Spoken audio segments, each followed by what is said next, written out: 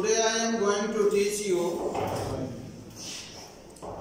present indefinite tense, the introductory of present indefinite tense. Which form is used in this tense? Root form of the verb. First form of the verb is called also the root form of the verb. Root, R-O-O-T. Basic form of the verb. Root means basic form of the verb is used in present indefinite tense. And how do we make this form singular or plural? By adding plural. Adding S, R, E, S, R, I, E, S. Although all the verbs are found in plural forms, go is plural, play is plural. But when we use this verb along with singular subject,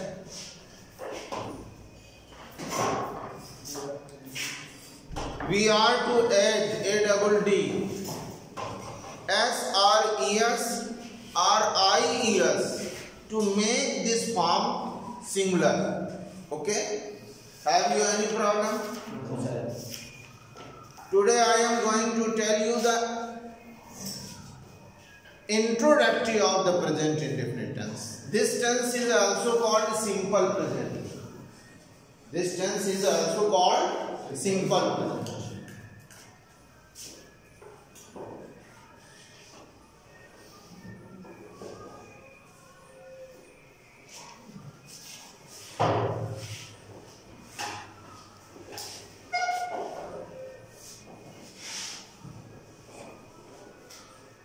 How many introductories are there in this tense? 5. How many introductories? 5.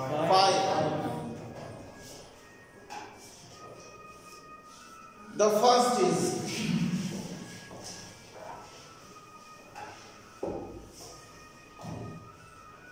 introductory means the conditions in which this tense is spoken. The conditions in which this tense is spoken are written. Okay? So what is the first introductory? First is we use this tense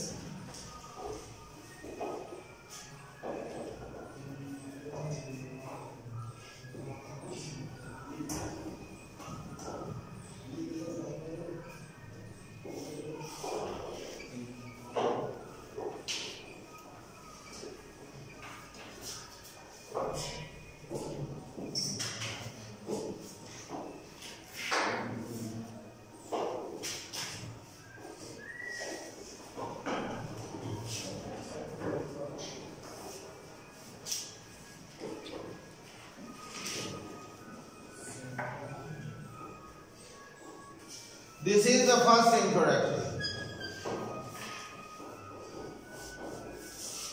You should remove the verbal introductory from your mind. Verbal means शाब्दिक जो introductory आपके दिमाग में है उसको आप remove कर दीजिए थोड़ी देर के लिए. उता आते हैं वाली कहानी थोड़ी देर के लिए भूल जाइएगा. और जब तक वो भूलेंगे नहीं तब तक ये समझ में नहीं आने वाली है, क्योंकि आपके दिमाग को अल्टरनेट चाहिए. दिमाग को क्या चाहिए? Each mind always needs alternative. कि अगर ये नहीं होगा तो हम ये इससे काम चला लेंगे, अगर ये भी नहीं होगा तो हम इससे काम चला लेंगे. तो जब तक ये चलता रहेगा तब तक सुधार होने वाला नहीं है. क्यों भाई? तो इसलिए वो वर्बल इंट्रोडक्टरी जो शाब्दिक पहचान है उसको आप लोग अपने दिमाग से रिमूव कर दीजिए, क्योंकि आप स्पिरिचुअल इंट्रोडक्टरी, सेंसिबल इंट्रोडक्टरी समझने जा रहे हैं. तो what is the first sensible introductory of this tense? We use this tense. हम इस टेंस को यूज करते हैं in all universal truth happenings. जितनी भी यूनिवर्सल ट्रूथ हैपनिंग्स हैं, सार्वभौमिक सत्य घटनाएं जितनी भी हैं, they are spoken in present indefinite tense. They are not spoken in present continuous tense. They are not spoken in present perfect tenses. They are always spoken where? In present in or in simple present. Why? Although they are going on all the time, keeping on all the time. यद्यपि ये क्रियाएं हमेशा चल रही हैं, continuous में पाई जा रही हैं, यद्यपि ये जो यूनिवर्सल ट्रूथ हैपनिंग्स हैं, एक उदाहरण दें क्या? Will I give you an example of this happening? उसी पर बेस करके पढ़ाना है। वैसे एग्जाम्पल हम बाद में देते हैं, पहले कॉन्सेप्ट क्लियर करते हैं, लेकिन अगर आप चाहें तो हम दे सकते हैं। जैसे पृथ्वी सूरज के चारों तरफ घूमती है, बहुत से लोग इसको कहते हैं घूम रही है, घूम रही है सही है, कॉन्टिन्यूअस में ही सही है, क्योंकि एक क्षण के लिए भी घूमना बंद नहीं कर रही है। कर रही है क्या? बोलो। एक क्षण के लिए भी अगर बंद कर देगी ये घूमना,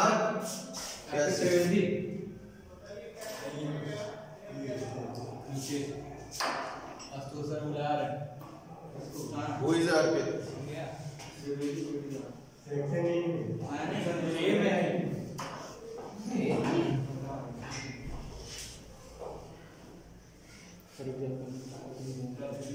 एक सेकंड के लिए भी बंद नहीं है। Means the revolution of the earth is not stopped for 1 second.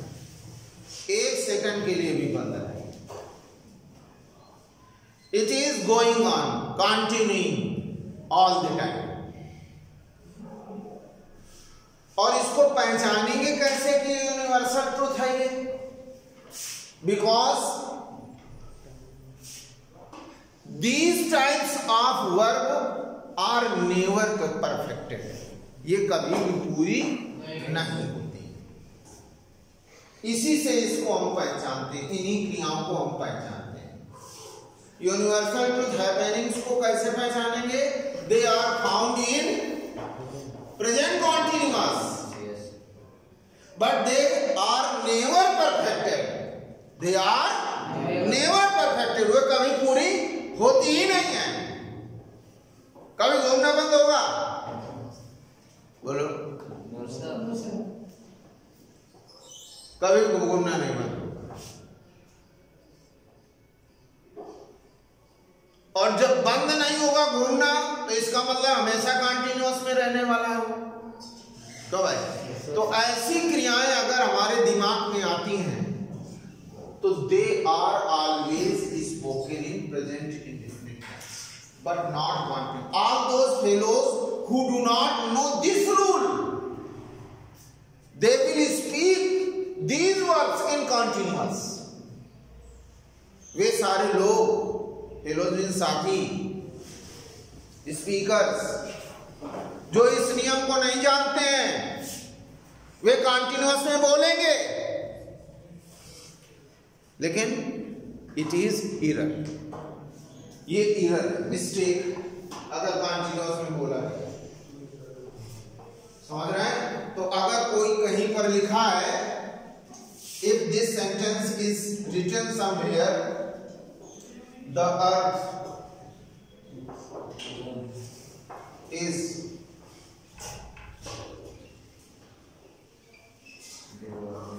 revolving around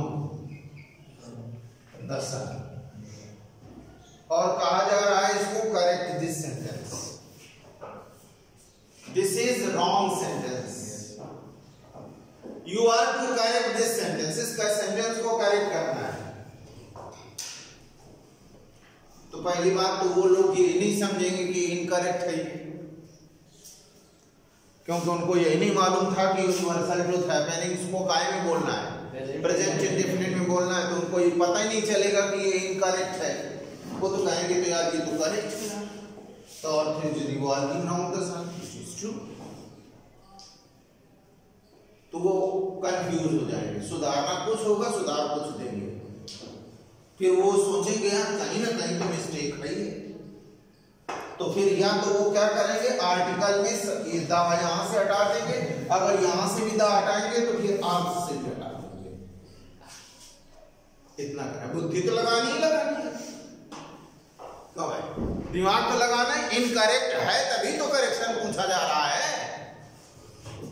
If there is incorrection in this tense, in this sentence, then correction is allowed to do. क्यों भाई, करेक्शन तभी तो पूछा जा रहा है। तो अब क्या करेंगे इसमें, यहाँ दा गलत नहीं है क्योंकि यूनिक चीज के आगे हम दा का प्रयोग करते हैं। तो what is the correction of this sentence? This tense is correct. In this tense, is revolving की जगह में आपको इसको काट देना है, ing को हटा देना है और यहाँ पर s लगा देना है। es revolves, तो क्या हो जाएगा? The earth revolves around। समझ रहे हैं? जैसे कह दिया जाए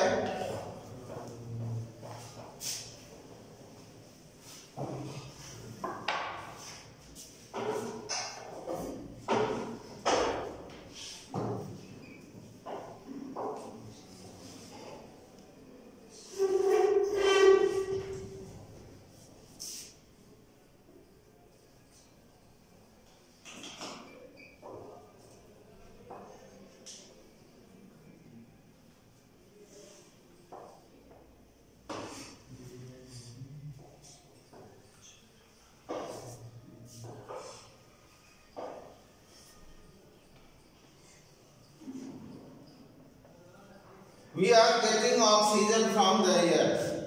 हम हवा से ऑक्सीजन प्राप्त कर रहे हैं। अब विचार करो, कॉन्टिन्यूअस है कि नहीं है ये? और वैसे भी रेगुलर कॉन्टिन्यूअस है कि नहीं है? जैसे अर्थ की रिवॉल्यूशन था वैसे ही getting oxygen, it is also true. All the time we are taking oxygen from the air. हवा से हम ऑक्सीजन को एक क्षण के लिए भी नहीं, तो मर जाएंगे तो कहां लेंगे? तो उसके बाद तो लैंग्वेज ही खत्म हो जाएगी ना, फिर कहने लायक कहां बचोगे? जब अस्त्र काम करना बंद कर दिए, चाहे जितनी अच्छी चीजें हमारे सामने हो सब बेकार है हमारे लिए। क्यों भाई? अब जबान में छाले पड़े बड़े बड़े और व्यंजन परोसे धरे रखे हैं, सॉरी, तो बेकार है हमारे लिए, तो डेड हो गए, फेफड़े हमारे लंग्स मार गए हैं। तो वैसे ये ट्रू है कि नहीं है? यूनिवर्सल ट्रूथ हैपनिंग है कि नहीं है? और कहा जा रहा है कि करेक्ट करिए, तो क्या करेंगे? वी आर को काटेंगे, यहाँ क्या लिखेंगे? Gate oxygen from the air. This is the correct. नहीं बात समझ?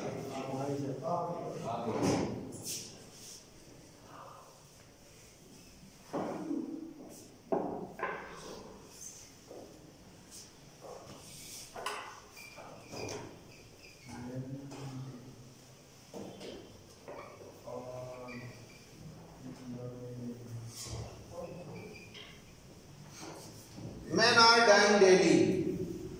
आदमी रोज मर रहे हैं।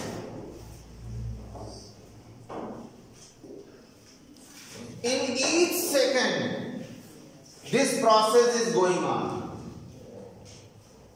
Dying of men is going on, is continuing all the time. In each second, I am not telling every second, each second. प्रत्येक क्षण आदमी मर रहे हैं। तो यहाँ कहाँ मर रहे हैं? कहने का तो मर रहे हैं ना। तो ये तो मैन के लिए कहा जा रहा है, सारे आदमियों के लिए बोला जा रहा है। तो भाई अच्छा, एक चीज समझ लो, अच्छा विशेष समझ लो, ये बात विशेष है। This is a very specific thing you should know. किसी भी कॉमन नाउन से पहले अगर द लगा देते हैं, द और दी में अंतर समझते हो? वॉवेल के पहले। Very good, very good. अगर कोई शब्द ऐसा है जिसका हमें प्रोनाउंसिएशन, प्रोनाउंसिएशन का मतलब उच्चारण वॉवेल से करना है, ऑनेस्ट के आगे अगर आपको टी बोलना है तो उसको हम दी कहेंगे, दी ऑनेस्ट। क्यों? उसका जो प्रोनाउंसिएशन है वो वॉवेल से हो रहा है, ऑनेस्ट अ से निकल रहा है। और यूनिवर्सिटी के आगे अगर द बोलना है तो क्या बोलेंगे? द बोलेंगे कि दी बोलेंगे? द बोलेंगे, क्योंकि उसका जो शब्द है वो यू से लिखा जा रहा है, लेकिन यू का ऊ उच्चारण नहीं हो रहा है, वॉवेल का स्वर का उच्चारण नहीं हो रहा है, कॉन्सोनेंट का उच्चारण हो रहा है। यूनिवर्सिटी या निकल रहा है और या इज कॉन्सोनेंट, कॉन्सोनेंट से उसका उच्चारण, तो द यूनिवर्सिटी कहेंगे। क्या कहेंगे बोलो? The university. कोई प्रॉब्लम किसी को? तो ये अंतर है, ये थोड़ा दिमाग में रखेंगे तो अच्छा रहेगा। It will be very beneficial for your language. तो this is also universal happening. तो what will be the correction? Men die. D-Y-E. Daily. Men die daily. ये करेक्शन है, माने आदमी मरते हैं रोज। क्यों? ये कभी परफेक्ट नहीं होने वाला। यूनिवर्सल ट्रूथ हैपनिंग्स को कैसे जानते हैं? क्या पहचान है उनकी? कि वो कभी परफेक्ट नहीं होते।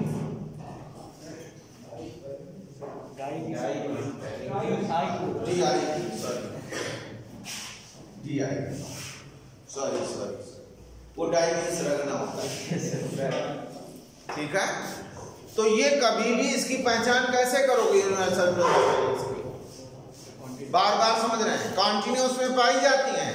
These verbs are found in continuous tense, but they can never be perfected. कभी पूरी नहीं की जा सकती हो, means they are never stopped, कभी भी वो बंद नहीं होती। आ गई बात समझे? ये फर्स्ट इंट्रोडक्टरी सभी को समझ में आ गई? बोलो यस सर। आ गई बात समझ? Yes sir. Second introductory.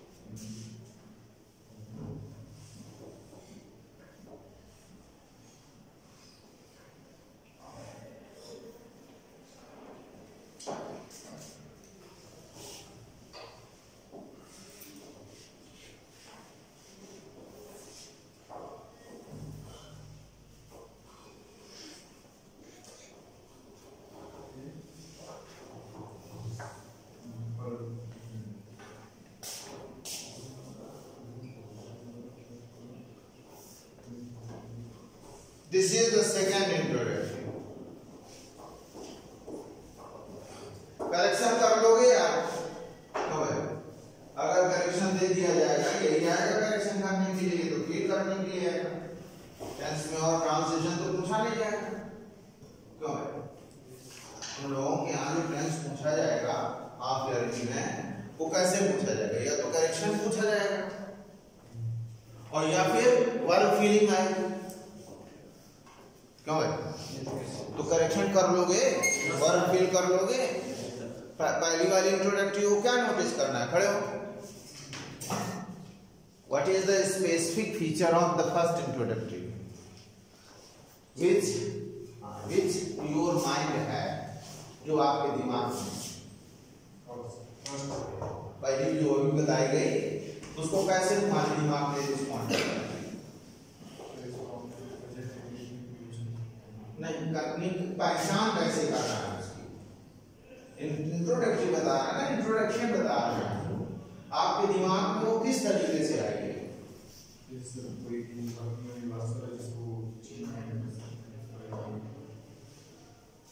इसीलिए एग्जाम्पल हमने बोला है पहले, आपको कॉन्सेप्ट क्लियर नहीं हुआ पहली बार। कौन बताएगा? क्या बेसिक हमने बार बार उसको हाईलाइट किया था कि क्या देखना है कि वो कंटिन्यूअस में पाई जाती हैं, लेकिन वे कभी परफेक्ट ऐसी क्रियाएं वो यूनिवर्सल ट्रुथ हैपनिंग्स होती हैं।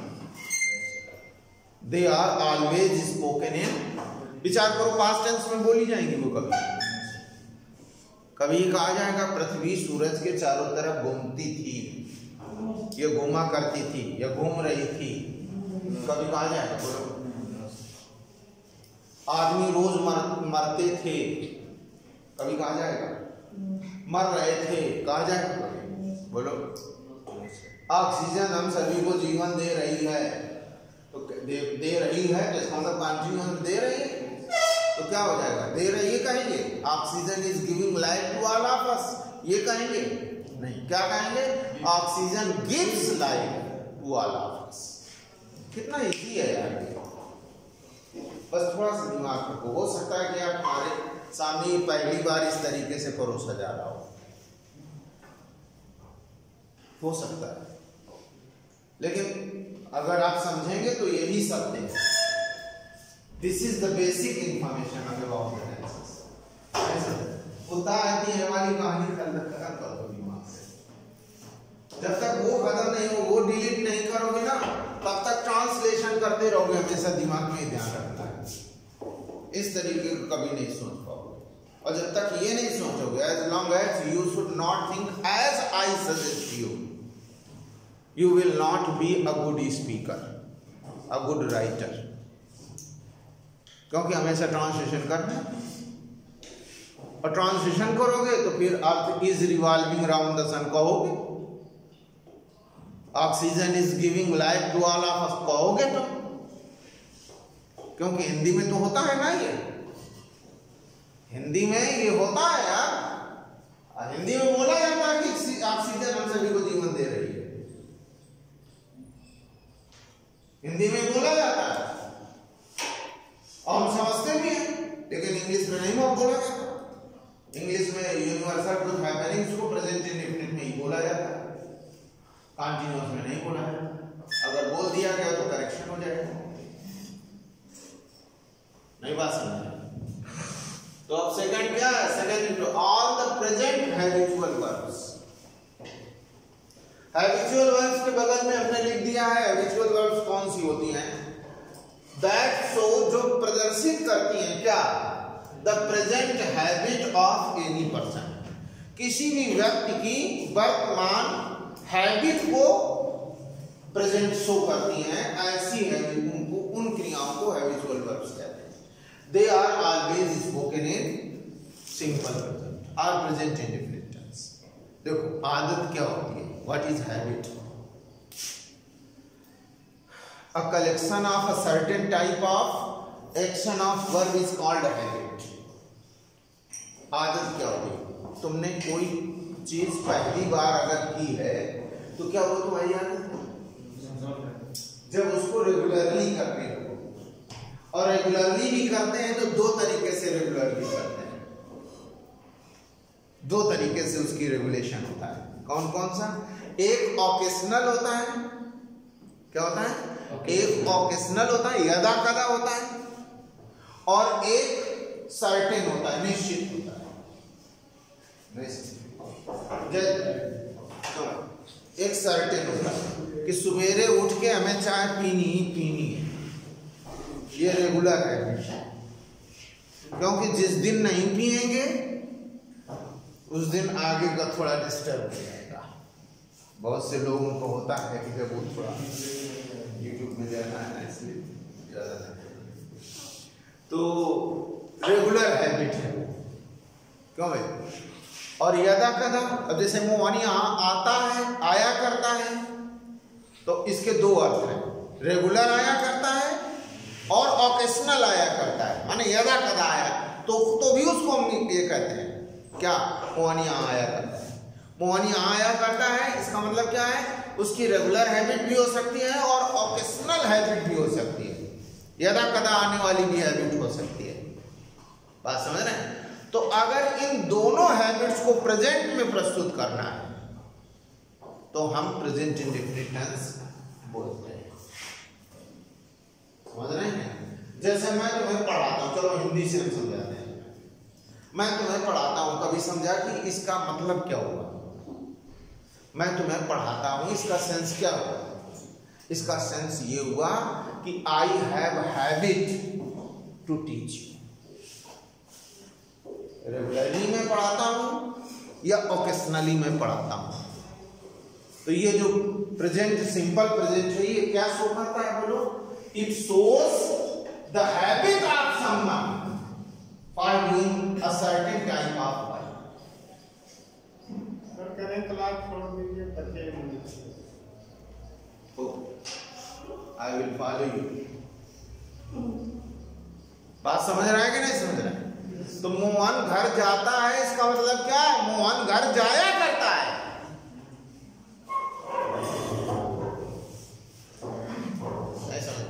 मैं दवा खाता हूं, इसका मतलब क्या है, मैं दवा खाया करता हूं। प्रेजेंट हैबिट को शो करता है।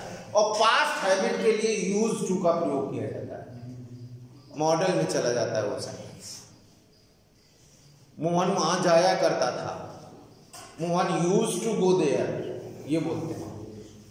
तो पास्ट हैबिट को शो करने के लिए यूज टू का प्रयोग करते हैं या वुड का भी प्रयोग करते हैं, दो का प्रयोग करते हैं। लेकिन प्रेजेंट हैबिट को अगर शो करनी है किसी की तो हम क्या यूज करते हैं, प्रेजेंट इंडेफिनिट टेंस। अगर हम कहते हैं she sings a song in the class, इसका मतलब क्या है, वो कक्षा में गीत गाया करती है। गाती है, इसका मतलब क्या है, पहली बार नहीं, गाया करती है, मैंने रेगुलरली भी गाती है। हो सकता है कि उसी से क्लास शुरू की जाती हो, प्रेयर हो सकती है वो, क्यों भाई। और या ओकेशनल, कभी कभार टीचर का मन हो जाता है तो फिर वो बेटा सुनाओ, तो वो भी गाया करती है। अब पहली बार कोई काम करता है अगर, तो उसकी हैबिट नहीं होती है। हैबिट मीन्स रेगुलर होती है या ओकेशनल होती है।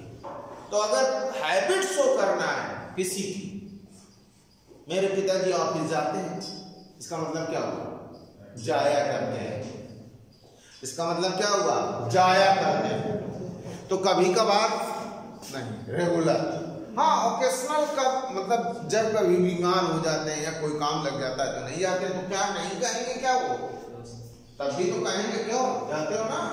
हाँ जाते हैं, आज नहीं गए, आज नहीं गए, आज थोड़ा बीमार थे इसलिए नहीं जाते हैं, जाते हैं। आ गई बात समझ।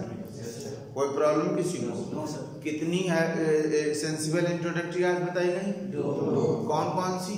Universal truth, happenings are always spoken in present indefinite tense, and second is that habitual verbs means that verb which shows the habit of someone in present.